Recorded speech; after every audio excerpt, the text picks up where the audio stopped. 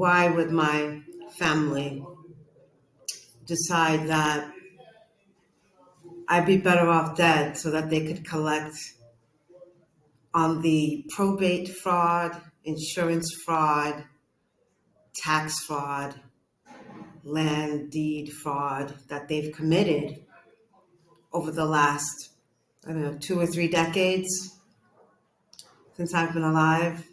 Why would my brothers and sisters, who are supposed to be upstanding citizens of community and church and professionalism, why would they want to risk everything in their life to go along and accept bribes from my aunt, blood money bribes?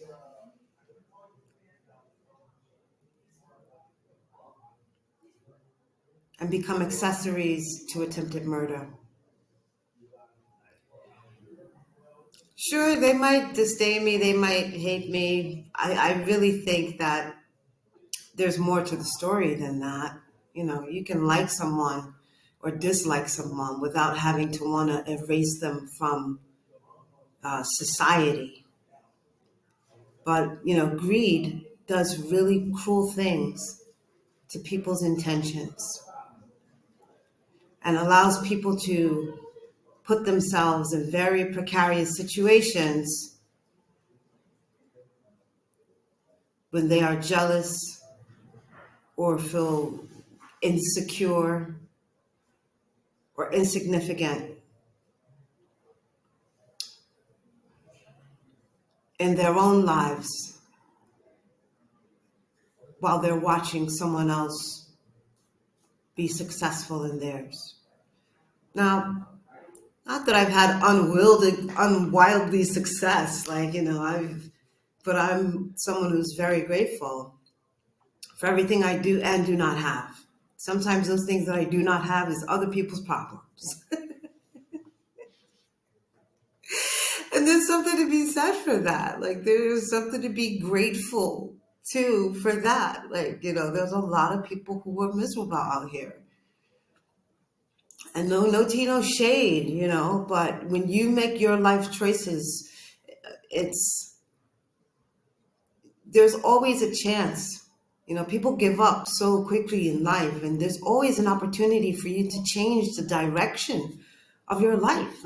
Every day is an opportunity to do something new, to do something great, to be a better part of yourself, to show up for yourself or your family in a different way. But some people feel more secure in, looking through their insecure lens at other people's lives and saying, I wish I had that, or why do they deserve to have X, Y, and Z over me? Why can't I have what they have? And for better or for worse, whatever I've had, I've chosen not to live my life in that way. Do I like beautiful things, and diamonds and pearls and gold? Well, yeah, I guess a little bit, a little something, but I'm not the type of person who thirsts over other people's wealth. I look at what other people have and I'm happy for them, genuinely happy for them, that they've achieved so much. And there's nothing wrong with saying, wow, look at them, they've done great things in their lives, I want to be like them. Looking up to people, there's nothing wrong with that, unless you feel like people are beneath you. But that's the issue, right? It's so many people feel so insecure and insignificant that they want other people to be beneath them so that they can feel better about themselves. This is the whole thing that's happening with MAGA right now. And indeed, even some of these corporations and these millionaires out here who are miserable, they still are people in black and brown communities, and they're envious of us still. Mostly because we have genuine friends, genuine people in our lives that genuinely care for us. And with them, they have to constantly look over their shoulder to see, who's trying to one up them, who's competing with them, who's trying to steal from them, who's, waiting for them to become sick so that they can, get the money claimed in the will. Like, there's a lot of people who are living unfulfilled lives, and it's sad. If anything, I feel pity for all these people, even the people in my family who were so insecure that they allowed themselves to be bribed with blood money, the money that was gained from killing their own parent, my father. They allowed blood money to take supremacists over the morals that my father instilled in them, to go against the very dying wishes of my father. But every time the anniversary of his death or his birthday comes along, these people want to be on social media lamenting him and his life. It's sad. And it's sad that our ancestors have to watch us in the afterlife be so horrible and deplorable to each other. Men to women, women to men too. But who suffers the most because of this? This is the children. The next generation, the future of our lineage and legacy, they're the ones that are suffering the most in these egotistic, narcissistic blame games of who's the most insecure and who's got a rack this week. Oh, I got a rack. Meanwhile, you're taking that money and you're mutilating your body. You're disforming, causing body dysmorphia, not just in you, but your kids watch you do it too. What kind of example does that set for your younger children when you yourself are unhappy with who you are intrinsically to your core? How can they ever feel secure in being enough?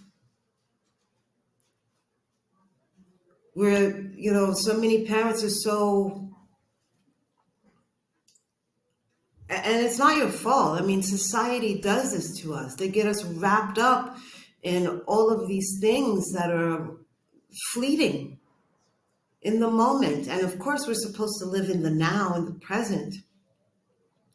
But everything that we are currently consuming in the present have no impact on leaving a wealth in the future. It has no impact on the betterment of society as a whole, the betterment of our bloodline as a whole. It has no ramifications on, the kind of karma that we either leave or resolve for the future people in our bloodlines.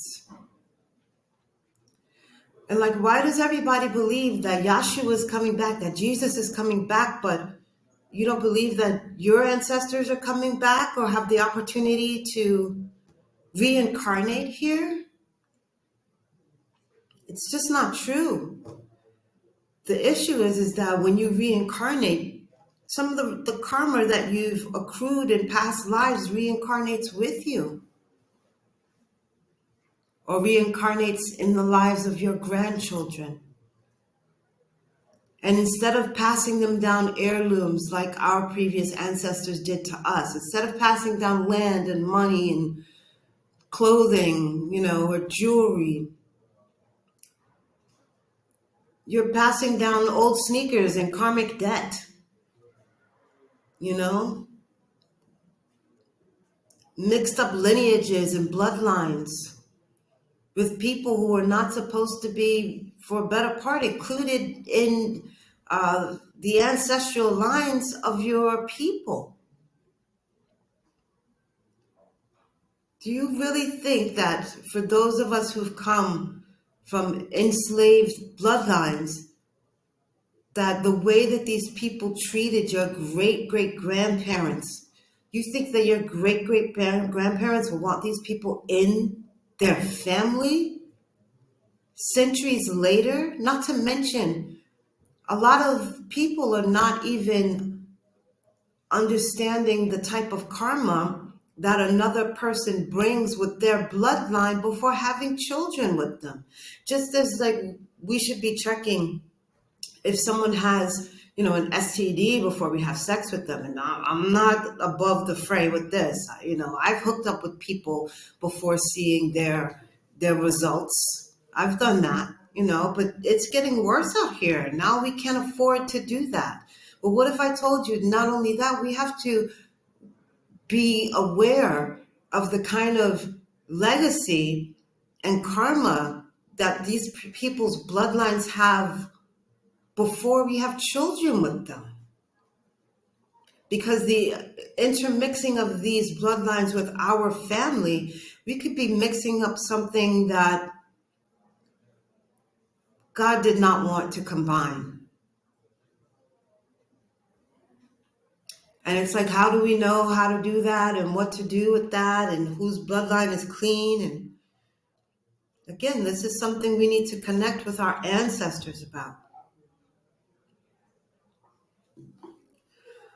So I hope that with me and this year, moving forward over the next couple of years, maybe even the next decade, you and I both become more spiritually evolved. Now, this is not about religion per se, becoming spiritually evolved so that we understand and understand who we are by knowing who we come from as a people.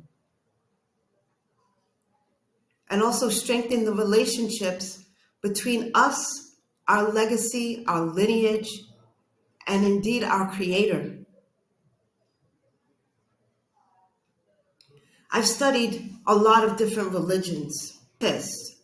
I've been to all of these different churches, and I promised my dad, who converted to Islam before he passed away, that I would read the Quran. I haven't studied Jehovah's Witnesses. I want to study the Torah. So I have to still work on that.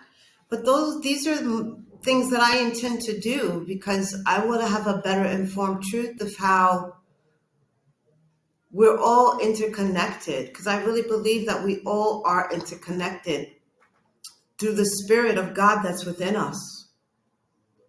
And the Spirit and the breath of God that gives us life, that essence of us that leaves our body when we pass away from this earthly coil, that returns back to the Creator. That divine essence that we have in us is momentary so that the Most High and the Mother Divine can live vicariously through us to accomplish their mission.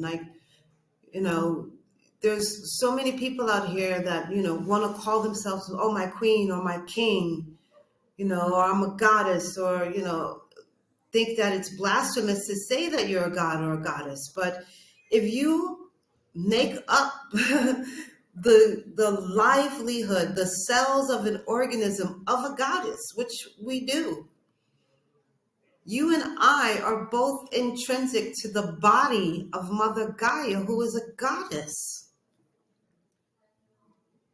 And the minimum, that makes us children of God. And if we're children of God, then we are God-like. God, as Jesus said, we have God within us, and that we should go inside to understand the essence of God within us. And it's with all of us. And this has nothing to do with one religion over another, or how you choose to worship your Creator.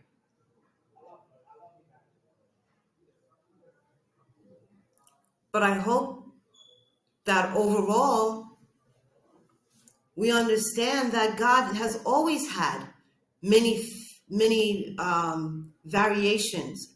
And God has always appeared in many forms, just like Mother Gaia appears in many forms on earth. Mother Gaia is the water. That's her blood, the oil. the lands, the sky, the sea, the birds, the trees, the flowers. These are all different versions of the essence of Mother Gaia and in turn, the essence of God that we witness every day and we take for granted a lot of the time. But just because we take them for granted doesn't mean that they are not. It doesn't make them any less a blessing or portion of the Divine Father or the Divine Mother or any less of Mother Gaia.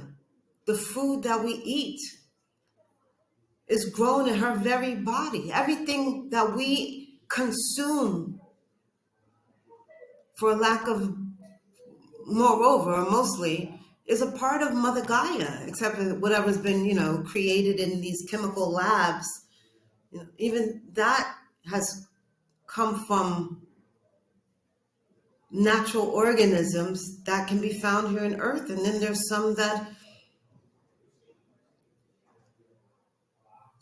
some organisms that have come to Earth from outside of her planet, outside of her organism, and have landed here. Just like how when you're going about your day-to-day and you're in the subway system or something and someone has a cold and you get sick or infected because they sneeze on you. Well, those organisms are not a part of where you are as an organism. And those cells are foreign bodies to your body, to your organism, to your organic cells. And it therefore causes a disruption that causes an infection that gives you, that makes you sick, where you got to take medicine or go to the hospital, or you got a cough or sneeze or a cold. There's so many ways that we are, very similar to how like the Fibonacci sequence is. And if you don't have an idea about what that might be, here, take a quick look at this video.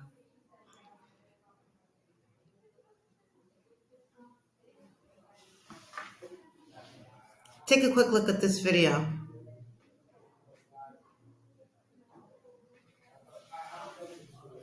As you can see, even with the Fibonacci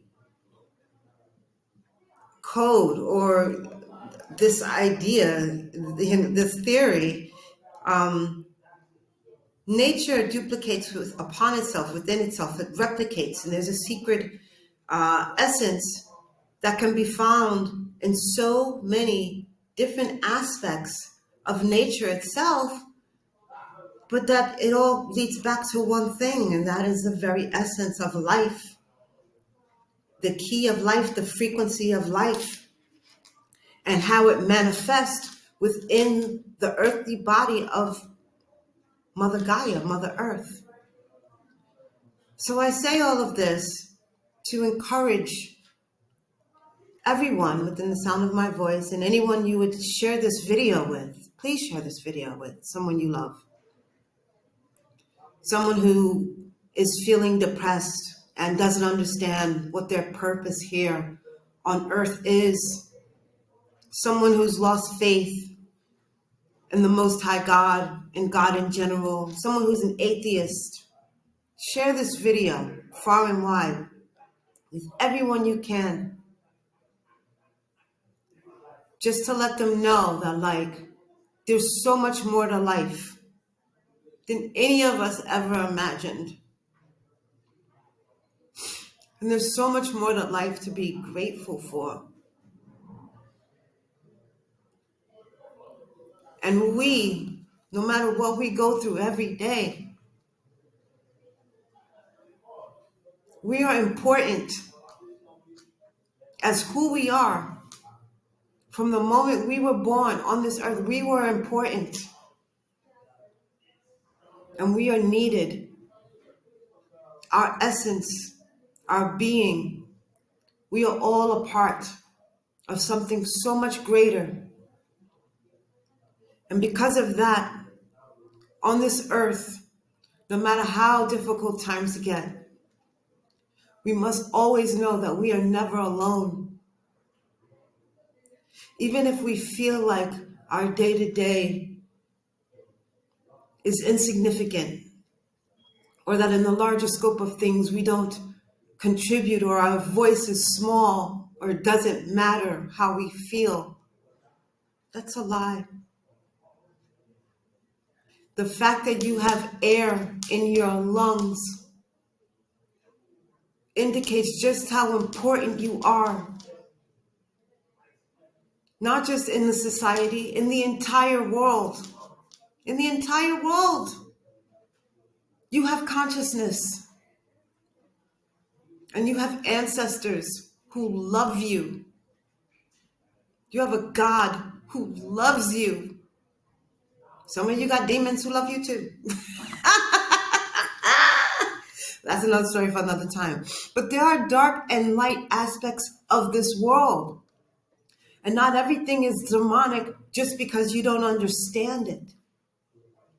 Just because you're fearful to open your mind to something doesn't mean that it's harmful to you or that it's meant to destroy you and your significance. Nor does it mean that it's here to replace you or shatter your world. There's a saying in the Bible that God only gives us as much as we can handle. But a lot of ourselves, we put on blinders because of the brainwashing of our parents, or we want to be perceived by people in our neighborhood as such and such and such. But maybe you were put there in order to open their minds up to a different way to live in society. And because you want to stay small or play insignificant, or you don't want to challenge something you know in your heart doesn't feel right, then you're missing your opportunity to step into your destiny or your birthright. And you're missing out on the very purpose that God sent you here to stand in. So I want to thank you for staying with me for this message. And I hope that you understand that we're never alone. We are all a part of each other. The animals, the trees, the flowers, the air, the water. Every part of Mother Gaia is a part of us. And being afraid of other parts of Mother Gaia is like being afraid of your shadow. Are you afraid of your shadow? Are you walking up the street like, oh my God, something's following me? What is that following me on the ground? No. You stand around and you make shadow puppets with it, right? You play with it.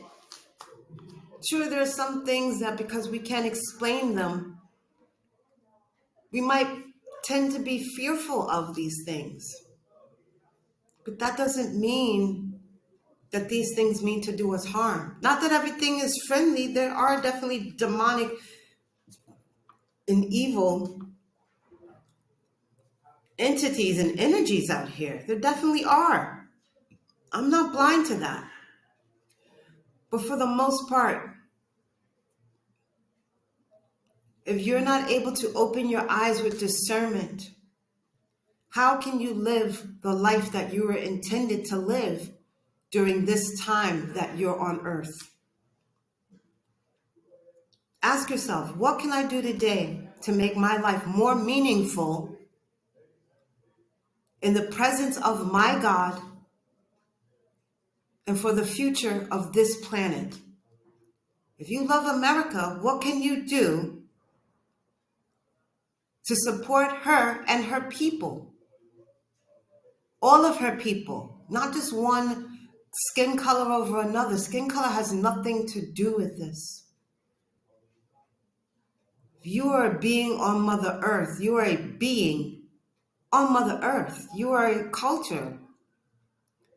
You are necessary, vital to her well-being. I can't walk around here without my stomach.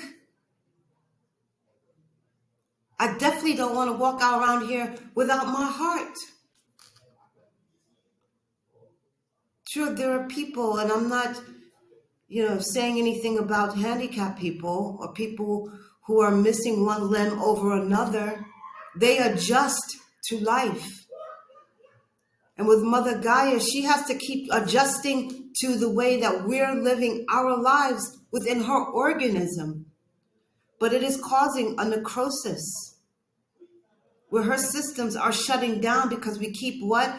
Pulling on her lifeblood through this oil. When we don't need to use oil to power our cars.